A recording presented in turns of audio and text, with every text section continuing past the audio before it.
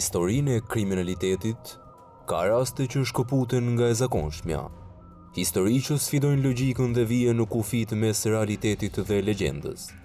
Njëra prej tyre, e cila ka lënë një shenjë të pashlyeshme në kronikat italiane dhe shqiptare, është ajo e Ilir Pajës.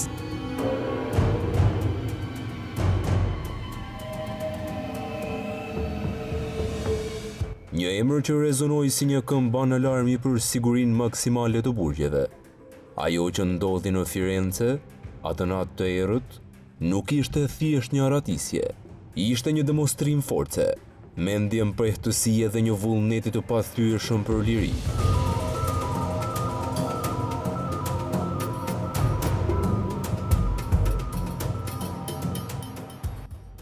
Kjo është historia e njeriu ujk, dhe si ai u zhduk nga kthetrat e drejtësisë italiane, pikërisht aty kur askush nuk e priste, brenda një autoambulance. Por kush ishte Ilir Paja? Ai nuk ishte një kriminal i zakonshëm. Për autoritetet, ai ishte personifikimi i rrezikut, një njeri i dënuar për një sër krimesh të rënda, grabitje të armatosura, rrëmbime dhe akuza për vrasje. Vitet 90 dhe fillimi i viteve 2000 pan një fluks emigrantësh dhe fatkeqësisht edhe një rritje të aktivitetit kriminal të lidhur me bandat shqiptare në Itali. Paja u ngrit shpejt në këtë hierarki të errët, duke fituar një reputacion për egërsi dhe pamëshirshmëri. Ai u bë i njohur për aftësitë e tij për të shmangur kapjes, duke krijuar imazhin e një fantazme. Kapja e tij, pas një ndjekjeje të gjatë, u konsiderua një triumf për policinë italiane. Ai u dërgua në burgun e sigurisë maksimale, ku pritej të kalonte një pjesë të madhe të jetës së tij.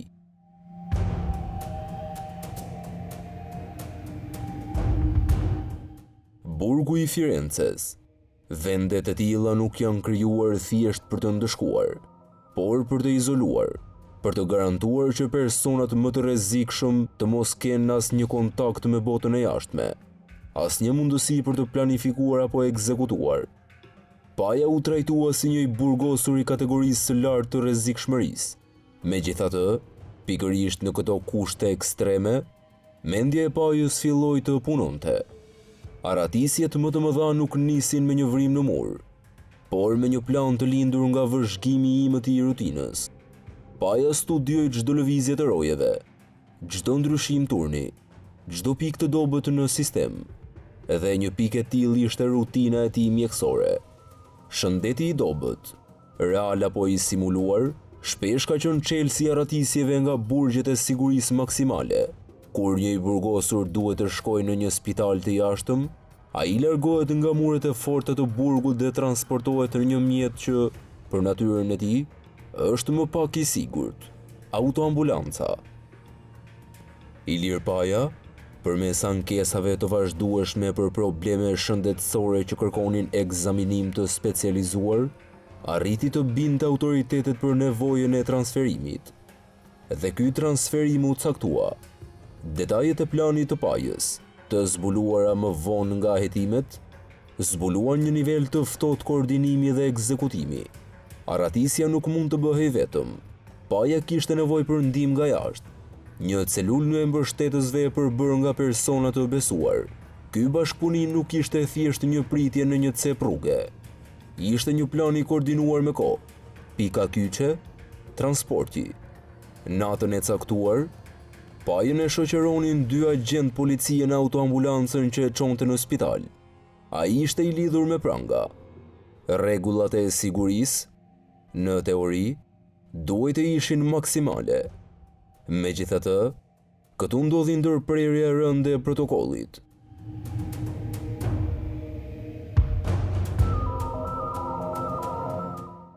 Pse agentët e shoqërimit ranë në kurth? Ky mbetet një element kritik i hetimit.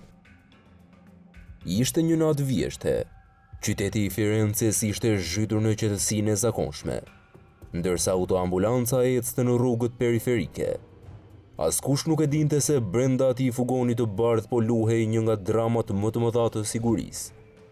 Në një moment të caktuar, Ndërsa automjeti ishte në një zonë relativisht të izoluar, Paja ekzekutoi pjesën e parë të planit.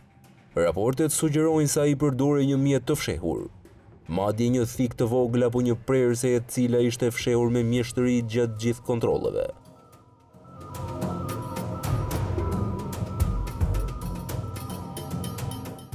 Ajo që ndodhi më pas ishte shpërthimi i dhunës.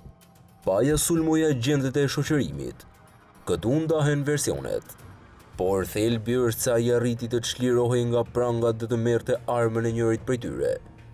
Agentët u plagosën, disa rënd. Paja mori kontrollin e situatës.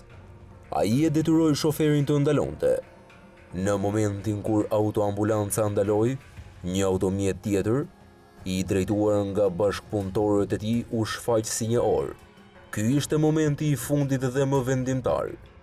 Duke lënë pas mjetin e shërbimit, Paja u zhduk në errësirë. Ky akti pa precedent tronditi Italinë. Si mundi një i burgosur i sigurisë maksimale, i lidhur me pranga, të arratisej në rrugët e një prej qyteteve më të mëdha italiane? Ai ishte një mjeshtëri e Pajës, apo kishte pasur korrupsion dhe neglizhencë fatale nga ana e sistemit? Hetimet u fokusuan në të dy mundësitë. Pas arratisjes, paniku pushtoi burgjet dhe forcat e policisë italiane. Kjo ishte një goditje e rëndë ndaj reputacionit të sistemit penal. U ngritën post blloqe në të gjithë Toskanën. U lëshua një urdhër kombëtar arresti dhe fytyra e Ilir Pajës u shfaq në çdo buletin lajmesh. Paja, tani më i armatosur, u kthye në një gjuhëti njeriu kombëtare. Media e pagzoi Menovka, shpesh duke e krahasuar me personazhet e filmave për aftësitë e tij për t'u shmangur kapjes. Por ku shkoi Paja?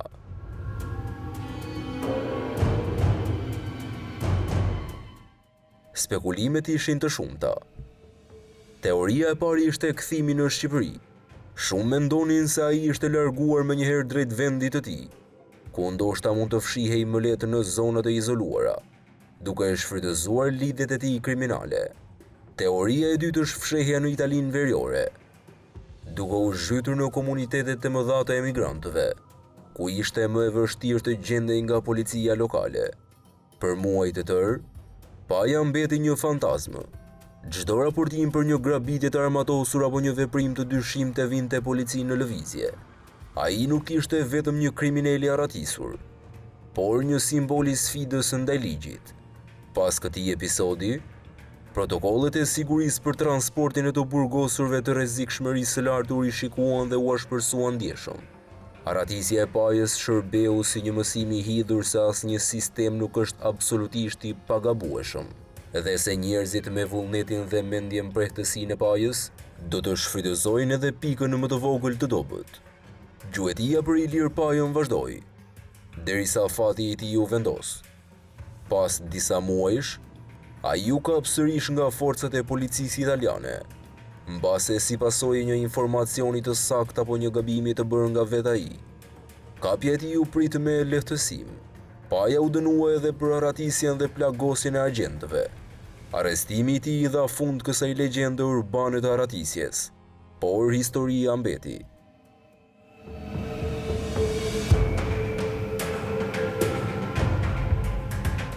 Historia e Ilir Pajës dhe arratisjes së tij me autoambulancë nga burgu i Firences është më shumë se një kronik kriminale. Ajo tregon për vullnetin njerëzor për liri, për dobësitë e sistemit dhe për fuqinë e planifikimit.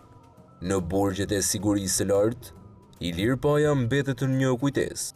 Kujtesë për rojet se cila është puna e tyre dhe kujtesë për kriminalet e tjerë se arratisja është e mundur. Por kostoja shpesh është më e rëndë se dënimi fillestar. Historia e njeriu ujk të Firences është shkruar, dhe mbetet një kapitull i errët, por i paharrueshëm, në librin e betejës së vazhdueshme mes ligjit dhe atyre që kërkojnë ta shmangin atë.